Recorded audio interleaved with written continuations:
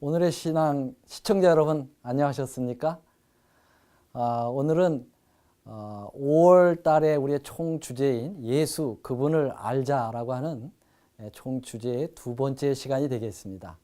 오늘의 주제 말씀은 물과 성령으로 라는 제목으로 말씀을 드리려고 합니다. 오늘 말씀 드리기 전에 지난 시간의 것을 잠깐 복습을 해야 될 것 같습니다.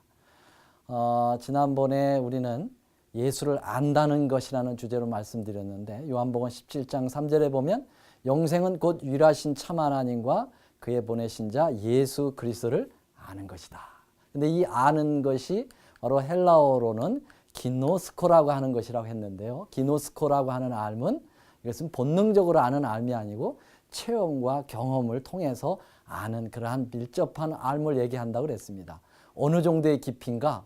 여기 그 기노스코가 사용되어진 다른 성경절을 하나 예를 들었었죠. 마태복음 1장 25절에 보니까 아들을 낳기까지 동침치 아니하더니 나음의 이름을 예수라 하니라 할 때 그 동침이라는 말이 기노스코로 되어 있다 했습니다. 얼마나 밀접한 관계인지 여러분 상상을 하시겠죠. 이 세상 인간관계 속에서 가장 가까운 부부관계, 그 관계로 아는 그 알을 예수님과 우리의 관계로 알게 될 때 그게 바로 영생을 우리에게 선물로 주신다는 말씀이라고 말씀드렸습니다. 자, 그러면 예수님이 육체적으로 이 땅에 계시지 않은 상황에서 우리가 어떻게 예수님을 육체적 경험과 체험으로 안단 말이냐. 그래서 요한복음 1장 14절에 보면 말씀이 육신이 되어 우리 가운데 거하심에 그랬습니다. 그래서 이 말씀이신 예수님께서 바로 이 말씀을 통하여 우리 가운데 육신화되어 오신다라고 말씀을 드렸지 않습니까? 그래서 우리는 예수님이 육체적으로 이 땅에 계시지 않아도 하나님께서 주고 가신 이 거룩하신 말씀을 통하여 오늘 예수를 만나고 경험하는 기노스코의 경험을 가질 수 있다고 말씀드렸습니다. 그래서 예수님께서 그 부활을 믿지 않고 또 십자가에 대한 그것에서 실망을 했던 제자들에게 다시 용기와 희망과 그리고 승리를 가져오도록 했던 예수님의 방법은 말씀과 함께 하지 못했던 그들에게 다시 말씀을 통해서 예수님 당신을 관계를 맺는 방법을 가르쳐 주신 거죠. 그게 누가복음 24장 44절 45절에 모세율법과 선지자의 글과 시편에 나를 가리켜 기록된 이 성경을 모든 제자들에게 깨닫게 하셨다 그랬습니다. 그래서 이 모세율법, 선지자의 글, 시편, 이 구약 성경에 나타나 있는 예수님을 우리가 이 말씀을 통해서 기노스코하는 그러한 것이야말로 우리의 신앙을 실패해서 승리로 이끌 수 있는 아주 중요한 관건이 된다고 말씀드렸습니다. 오늘은 바로 이 예수님이 제자들에게 가르치셨던 이 방법, 그게 뭐냐면 구약에 예언되어 있고 약속되어 있고 기초되어 있고 enfold, 감춰져 있고 표상되어 있는 예수님을 이제 신약의 말씀과 매치해서 그분이 예언한 것이 성취되었고 약속한 것이 이행되었고 기초된 것 위에 상부 구조를 올리셨고 enfold 되어서 숨겨졌던 예수님을 unfold 이제 펼쳐내시는 그리고 그림자로 표상되었던 그 예수님을 이제 실체로 이제 관계시키는 그러한 예수님의 방법인 이 성경 연구 방법, 이것을 이제 오늘날 신학에서는 이야기하기를 타이폴로지, 표상학이라고 얘기합니다. 구약의 예수님 만나기입니다. 우리말로 쉽게 얘기하면 그 방법으로 오늘 우리는 첫 이제 공부를 해보도록 해보겠습니다. 이 창세기 1장 1절서부터 2절까지 있는 말씀을 통해서 우리 예수님을 만나보시죠. 여기서 기노스코 한번 해보는 겁니다. 자, 한번 읽어보겠습니다. 태초에 하나님이 천지를 창조하시니라. 잘 보세요. 땅이 혼돈하고 공허하며 흑암이 깊음에 있고 하나님의 신은 수면에 운행하시니라. 여러분, 여기에 이 창세기 첫 나오는 이 속에 예수님의 모습이 들어있고 예수님의 그 셀베이션 스토리, 구속의 섭리의 이야기가 들어있다는 것은 놀라운 일이죠. 그걸 우리가 한번 만나보는 것입니다. 자, 여러분은 우리 하나님께서 이 세상을 창조하실 때 혼돈하고 공허하며 흑암이 깊음에 있는 가운데에 이제 창조가 시작됩니다. 여러분 이거 한번 생각해 보셨나요? 이제까지? 왜 하나님이 이 혼돈이라고 하는 것 굉장히 별로 좋은 그러한 단어 아닙니다. 뒤죽박죽. 그렇죠? 예, chaos. 예, 아주 틀이 없는 그런 거예요. 공허, 텅 비어 있는 거예요. 꽉 찬 것보다 텅 비어 있는 거 별로 쓸쓸하고 안 좋지요. 흑암, 깜깜한 겁니다. 여러분, 빛이 있는 것이 좋지 캄캄함 속에 여러분들이 있으면 얼마나 답답하겠어요?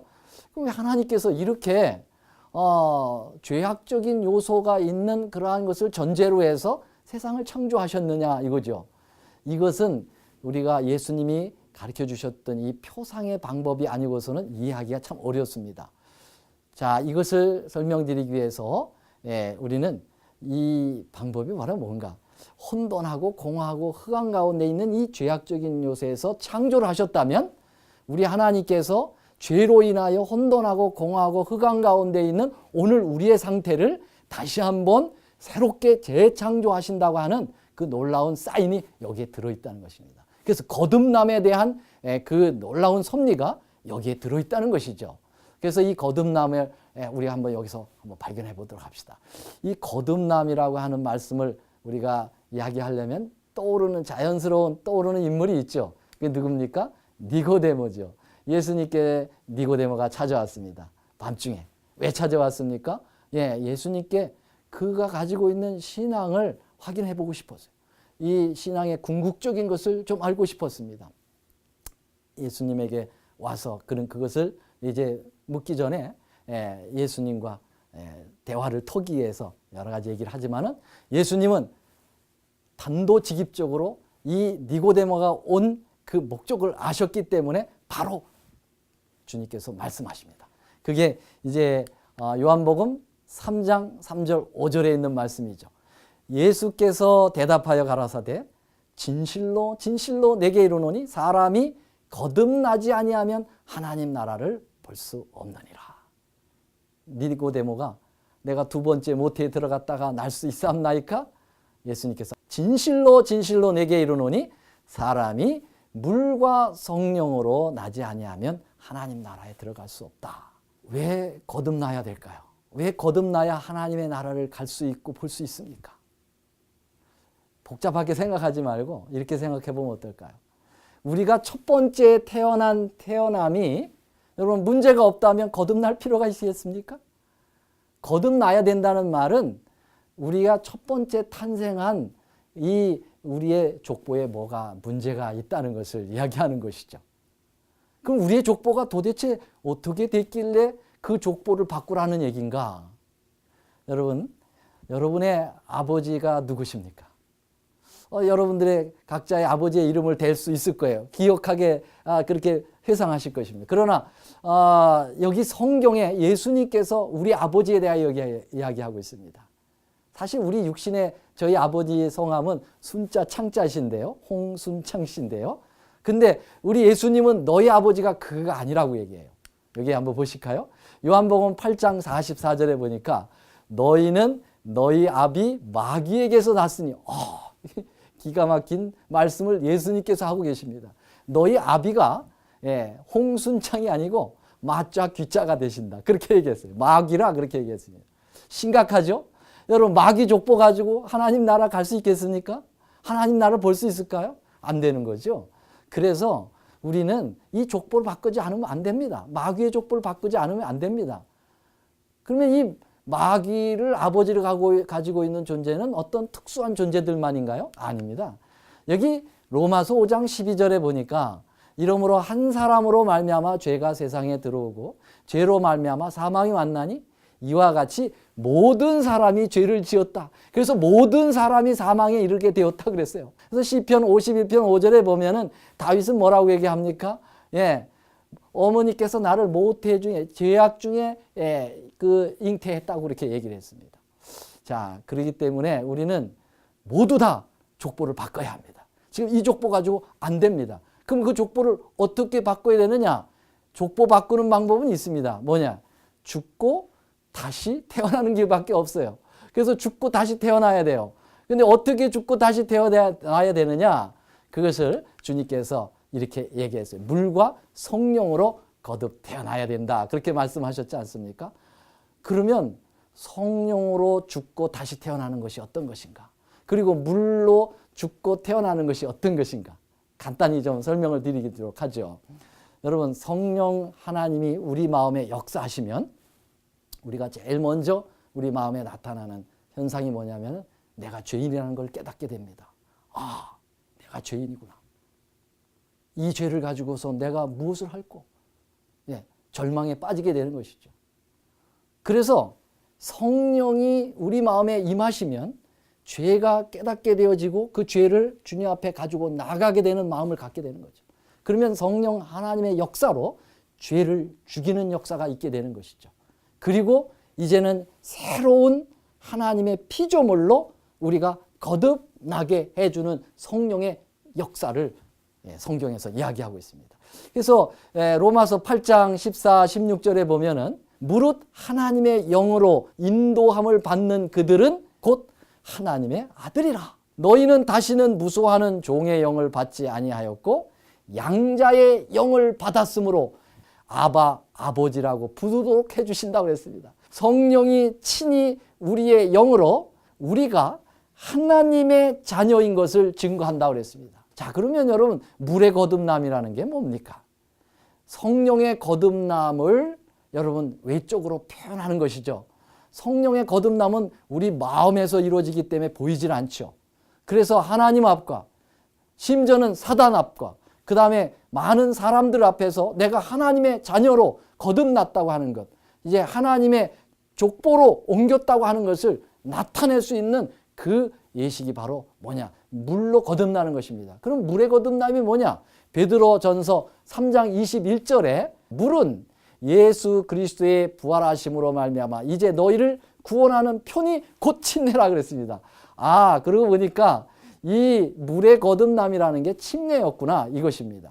성령으로 거듭나는 것을 겉으로 표현하고 많은 사람들에게 나타내 보이는 것이 물의 침례인 것입니다.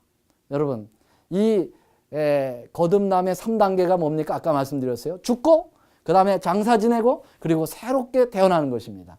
그러면 이 침례라고 하는 것은 그것을 그대로 나타냅니다. 물속에 들어가는 것은 죽는 것이고 물속에 들어있는 상태는 장사 지내는 것이고 물에서 나오는 순간 새로운 피조물로 부활하는 것을 나타내는 것이죠. 분명하죠? 그래서 물과 성령으로 거듭나야 된다고 하는 예수님의 거듭남이 분명하게 니고데모에게 제시를 해 주었습니다. 자, 이 놀라운 물과 성령의 거듭남이 아까 다시 창세기 1장 2절로 들어가면 말이죠. 거기에 이 모습이 나오는 것입니다. 하나님이 세상을 창조하시는데 보세요. 이 지구가 어느 정도의 물속에 들어져 있음을 알게 됩니다. 왜냐하면 혼돈하고 땅이 혼돈하고 공허하며 흑암이 깊음 위에 있고 했을 때 그 깊다 얕다라고 할 때는 뭐가 연상이 됩니까? 물을 연상하게 돼요. 그래서 어느 정도의 물 깊이 위에 흑암이 드리워져 있었다, 그런 얘기죠. 그런데 그게 진짜 물이라고 하는 것을 그 다음 성경절에 나옵니다. 하나님의 신은 수면에 운행하시니라 그랬지 않습니까? 이거 수면이 나오지 않습니까? 물 표면이라는 말이죠. 다시 말하면 지구는 어느 정도의 물의 깊이에서 나오고 여기 하나님의 신은 했습니다. 여기 하나님의 신은 바로 뭘까요? 성령 하나님을 이야기합니다. 히브리 언어로는 루아흐라고 얘기하고 있습니다.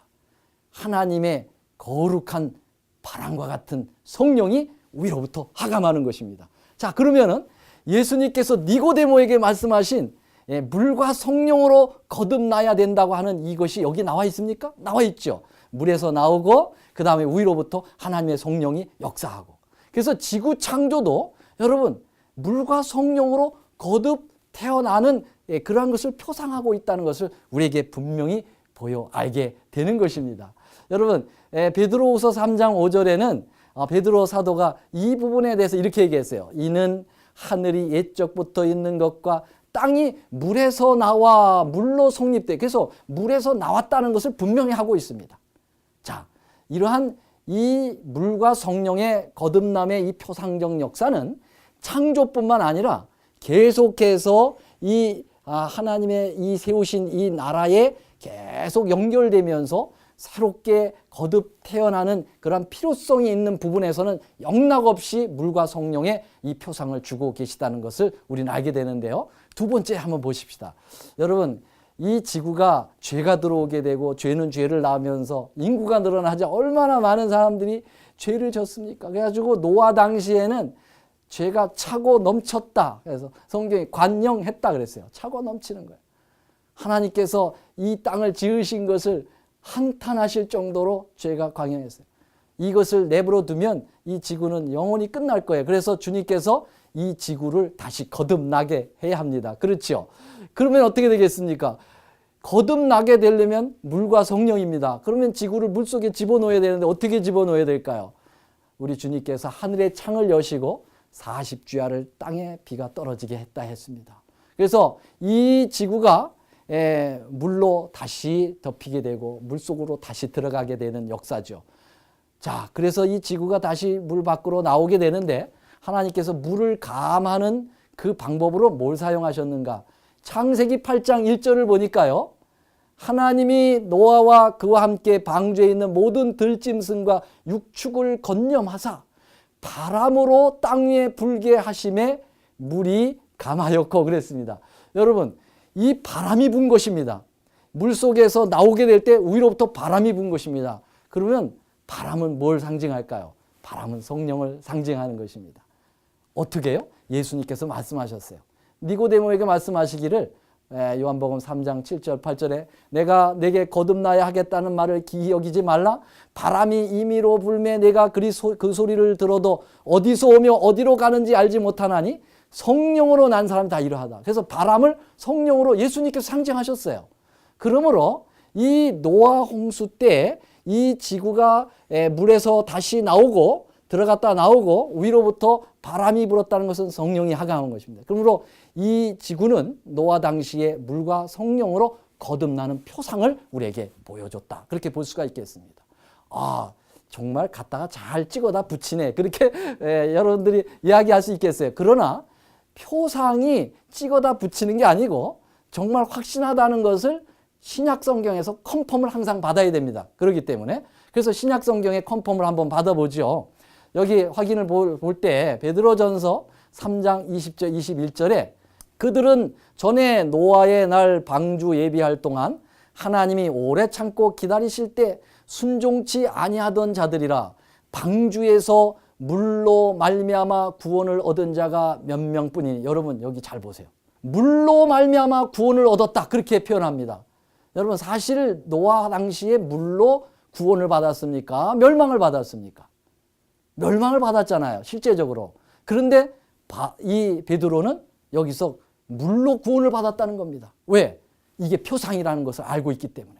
그래서 물과 성령으로 거듭나는 게 구원이 아니겠습니까? 그래서 바로 다음 21절에 노아는 이 부분을 아주 확실합니다. 물은, 그 물이라는 말은 노아 당시의 그 물은 예수 그리스도의 부활하심으로 말미암아 이제 너희를 구원하는 편이 곧 세례, 침례라 그렇게 얘기했죠. 얼마나 분명합니까? 아, 그 노아 당시에 그 엄청난 물이 지구를 덮었고 바람이 불어서 나오게 된 것이 그것이 결국은 물과 성령의 거듭남을 표현하는 지구 침례를 이야기하고 있다는 것을 분명하고 있지 않습니까? 자, 다음 성경절을 보시죠. 자, 이스라엘 백성들이 이제 애굽에서부터 430년의 긴 세월 동안 종살이를 하면서 나오게 되는데요. 그들은 430년의 긴 세월 동안 종살이를 하면서 하나님을 다 잃어버렸습니다. 계명 다 잃어버렸습니다. 하나님에 대한 예배 다 잃어버렸습니다. 그래서 하나님께서 이들을 다시 끌어낼 때 이들을 거듭 태어나게 하지 않으면 소용이 없어요. 이들을 이제 하나님의 제사장 나라로 회복시켜야 되는데 회복시키려면 거듭내야 됩니다. 거듭나려면 두 가지. 물과 성령입니다. 그래서 이스라엘 백성들을 어디에다 집어넣어야 합니까? 침례를 줘야 되는데 모세를 통해서 침례를 줘야 되는데 여러분 한 명씩 침례를 주면 얼마나 시간이 많이 걸릴까요? 그래서 단체 침례를 주님께서 시도합니다. 출애굽기 13장 18절에 보니까 이스라엘 백성들이 애굽에서 출애굽할 때 육로로 갈 수 있는 일주일만 그러면 넉넉히 갈 수 있는 그 길을 홍해길로 돌렸다 그런 말씀이 13장 18절에 나오고 있고요. 출애굽기 14장 1절 2절에 보면 바닷가에 장막을 치게 했다 그렇게 나와 있습니다. 왜? 홍해 바다에 집어넣게 하시겠다는 하나님의 의도였지요. 여러분 물을 열고 덮는 일에 뭘 사용했는가? 출애굽기 14장 21절에 보니까 모세가 바다 위로 손을 내어민데 여호와께서 큰 동풍으로 밤새도록 바닷물을 물러가게 하셨다 그랬어요. 여러분 여기서 역시 물과 성령이 나오지 않습니까? 여러분 물에서부터 나오고 위로부터 바람이 부는 겁니다. 이 동풍은 바람 아닙니까? 이 바람이 똑같이 아까 창세기 1장 2절에 나오는 하나님의 신 루아흐고 또 똑같이 창세기 8장 노아 홍수의 물을 거둘 때 사용한 그 바람도 루아흐고 그 다음에 출애굽기 14장 21절에 나오는 이 홍해 바다를 가르고 덮을 때 사용한 그 바람도 루아흐입니다. 성령을 얘기하고 있죠. 그래서 이스라엘 백성들이 단체로 물과 성령으로 거듭나는 그 놀라운 역사가 여기에 표상되어 있는 것입니다. 자, 또 컨펌을 받아야 되겠죠. 정말 그런가? 바울 사도는 이것을 분명히 하고 있습니다. 고린도전서 10장 1절로 2절에 보니까 형제들아 너희가 알지 못하기를 내가 원치 아니하노니 우리 조상들이 다 구름 아래 있고 바다 가운데로 지나며 모세에게 속하여 다 구름과 바다에서 침례를 받았다고 분명히 이야기하지 않습니까? 중요한 순간마다 새로운 어떤 거듭남이 필요할 때마다 주님은 이렇게 물과 성령으로 표상하여 놓았다는 사실을 우리는 알게 됩니다. 자, 예수님께서 이 땅에 오셔서 처음 하신 일이 무엇입니까? 공생애 중에 침례를 받으신 것입니다. 그분은 죄가 없으세요. 그런데도 우리의 모본이 되기 위하여 이 땅에 오셔서 이 침례까지 받으신 것입니다. 근데 예수님이 물과 성령으로 거듭나야 된다라고 설파하신 분께서 그분이 침례를 받을 때 그 양식에 의해서 받지 않을 수가 있을까요? 여기 보세요. 마태복음 3장 16절에 보니까 예수께서 침례를 받으시고 물에서 올라오실새 하늘이 열리고 하나님의 성령이 비둘기 같이 내려 자기 위에 임하심을 보더니 역시 예수님이 어디서 올라오십니까? 물속에 들어갔다가 올라오시죠. 그 다음에 위로부터 또 뭐가 와야 합니까? 역시 성령입니다. 하나님의 성령이 비둘기 같이 내리는 것입니다. 그래서 예수님도 물과 성령으로 거듭나신 것입니다. 자, 이 지구의 역사를 하나의 교회사적으로 한번 생각해 보면요. 이 지구가 창조될 때에도 우리가 물과 성령으로 거듭났음을 확인했습니다. 그 다음에 노아, 에녹 이러한 이런 족장들의 교회라고 생각해 볼 때 족장 교회가 탄생할 때도 노아 홍수로 이제 물과 성령으로 거듭나게 됐습니다. 그 다음에 이스라엘의 구약 민족이 탄생할 때 여러분 이스라엘 민족교회가 탄생할 때 제사장 나라가 탄생할 때도 주님께서 홍해 사건을 통해서 물과 성령으로 거듭나게 하셨습니다. 그리고 예수님으로 인하여 이제 신학교회가 이제 기초가 놓여질 때 역시 예수님도 물과 성령으로 침례를 통해서 그 교회사를 입증해 주셨습니다. 자, 그러면 여러분 이제 마지막 한 교회가 있게 되겠는데 예수님 재림 직전에 남은 교회라고 하는 교회가 있습니다. 그것은 계시록 12장에 나오고 있는데 이 남은 교회도 역시 정통적 남은 교회가 되려면 뭐와 뭐로 거듭나는 경험이 있어야 될까요? 물과 성령의 경험이 있어야 될 것입니다. 여기에 계시록 12장 17절에 보면은 용이 여자에게 분노하여 돌아가서 그 여자의 남은 자손 곧 하나님의 계명을 지키며 예수 증거를 가진 자들과 싸우겠다고 그랬어요. 마지막 때. 그래서 용은 이제 마지막 싸움의 대상을 누구로 잡느냐? 여자의 남은 자손이에요. 여자의 남은 자손은 남은 교회를 이야기하는 거 아닙니까? 하나님께서 유일하게 남겨둔 이 재림을 준비시키는 유일한 교회입니다. 근데 이 교회의 과정을 예언으로 이렇게 나타났습니다. 15절에 보면 여자에 대해서 뱀이 이 사단이 그 물을 이 입에서 강같이 토해내서 여자를 물에 떠내려가게 했다. 여자가 물에 빠진 겁니다. 그래서 이 떠내려가는 여자를 교회를 건져냅니다. 뭐가 16절에 땅이 여자를 건져냈다고 그랬습니다. 그래서 이 남은 교회는 여자의 남은 자손은 물속에 들어갔다 나온 경험을 예언상에 얘기하고 있습니다. 자, 그 다음엔 성령이 또 역사해야 되겠죠. 이 남은 여자의 여자의 남은 자손의 두 가지 특징은 하나님의 계명을 지키며 예수의 증거를 가진 자라고 했습니다. 예수의 증거가 뭘까?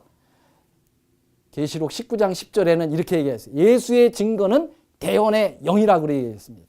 이 대언의 영을 영어 성경으로 보면 이렇게 되어 있습니다. For the testimony of Jesus is the spirit of prophecy. 예언의 성령이라고 얘기했어요. 그래서 남은 여자는 예언의 성령의 선물을 가진 교회입니다. 물에서 건짐을 받고 위로부터는 성령의 역사를 입은 남은 교회. 자, 그러므로 여러분 이 남은 교회가 어느 교회일까? 그것은 다음 주일에 우리가 한번 공부를 해보도록 하죠. 참으로 흥미진진하지 않습니까? 창조서부터 요한계시록까지 계속되는 이 거듭남의 놀라운 역사가 성경에 표상적으로 나타나 있다고 하는 놀라운 사실. 바로 이것을 제자들이 가르치신 예수님의 그 위대한 가르침을 오늘 우리가 같이 배우고 역사하면서 우리도 물과 성령으로 거듭나는 위대한 구원받는 백성들이 모두 되기를 간절히 바라면서 오늘 말씀을 줄이려고 합니다. 감사합니다. 은혜로운 시간 되셨습니까? 바쁜 현대 도시 생활에서 어떻게 하면 우리의 자녀들이 아름다운 가정을 이루며 살 수 있을까요? 각종 질병이 난무하는 이 시대에 어떻게 하면 건강하고 행복한 삶을 살 수 있을까요? 또한 여러 가르침이 난무하는 이때에 가장 성서적인 진리는 무엇이며 나와 나의 자녀들을 구원에 이르게 하는 참된 복음은 무엇일까요? 더 깊은 말씀 연구를 위해서 저희 오늘의 신앙 TV 방송은 성경 연구 코스인 말씀의 향기를 준비하고 있습니다. 이 책자는 성경에서 꼭 이해해야 할 내용을 5권으로 요약한 책입니다. 또한 예언서인 다니엘서와 요한계시록을 혼자서 연구하실 수 있도록 다니엘서 예언연구와 요한계시록 예언연구 책자들이 준비되어 있습니다. 이 책자를 신청하실 분들은 아래의 전화번호 562-405-2806번으로 연락 주시기 바랍니다.